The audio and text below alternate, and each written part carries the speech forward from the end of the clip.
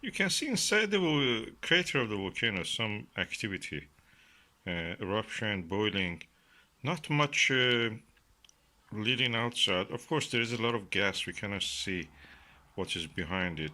Sometimes the gas turns red, so probably something is going behind it. Definitely something is there. Yeah, you can see more clear. But there's a lot of outgassing now. So that makes it difficult to see what's going on behind the gas, behind the steam and the vapors. Yeah, for a moment you can clearly see the top of the uh, lava lake, lava pond.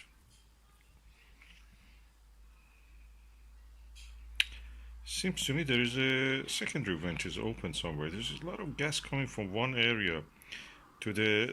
If you look at the center, slightly to the right, um, you can see there's something coming out of a vent, an opening in the ground. I wonder the volcano may have gone too tall and is now lava is finding a closer, shorter way.